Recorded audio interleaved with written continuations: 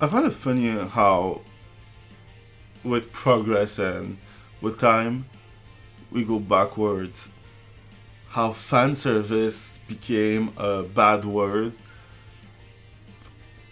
It's funny because, like, I was saying that everything that was made was for fun. Like, let's say a sequel or a prequel or anything artistic kind of was made for future fun, I think. Because, those are the one that will pay for the game, for the product, or everything at the same time just to, you know, make it work and who will support that product.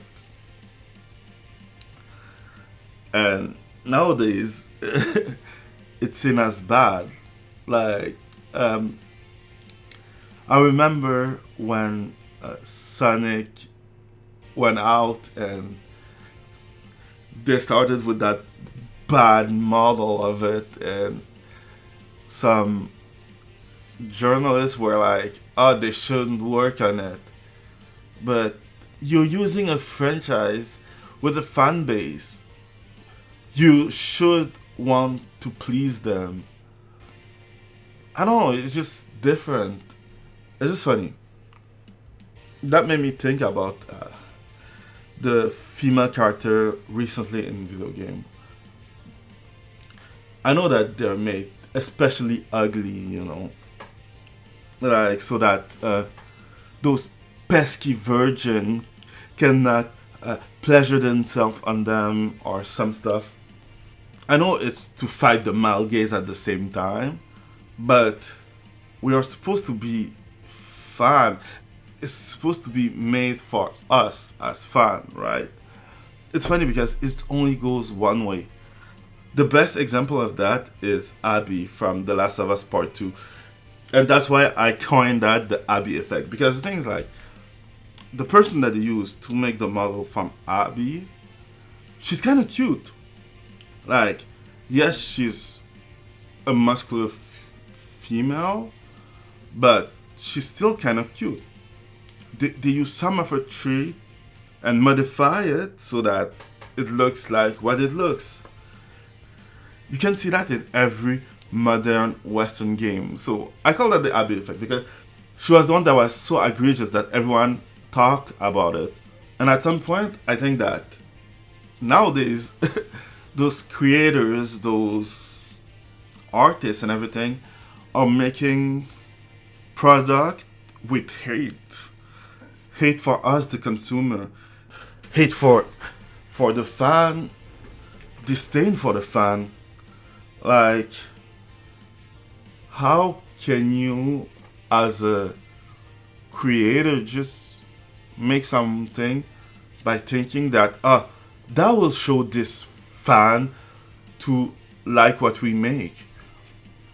It's funny because they have this excuse, we're just making this character realistic. How come that each time they make the female character realistic, she's uglier? It's not like, oh, we're gonna make her realistic for her environment, so we're gonna put her a little bit more muscular, but you know what? Let's put her some big titties because some female have big titties, or let's give her some big ass because she walk a lot, so she will have big ass because her muscle will be stronger.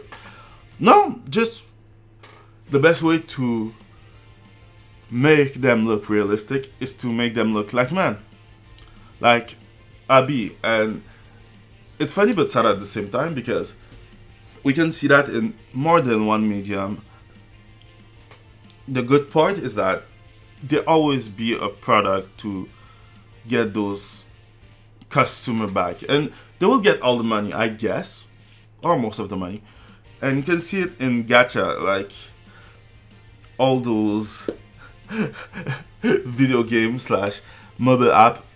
I still have difficulty admitting that mobile app are real games, but they're getting closer and closer, and at the end they give the customer what they want.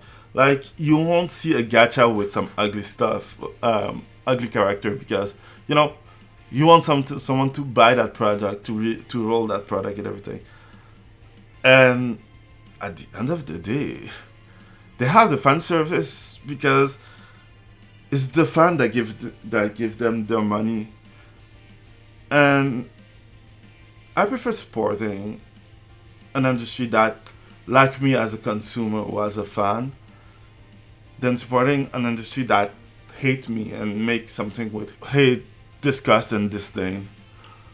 And I hope that they'll lose a lot of money so that they will learn that when you make something with passion, it works better than when you make something with hate.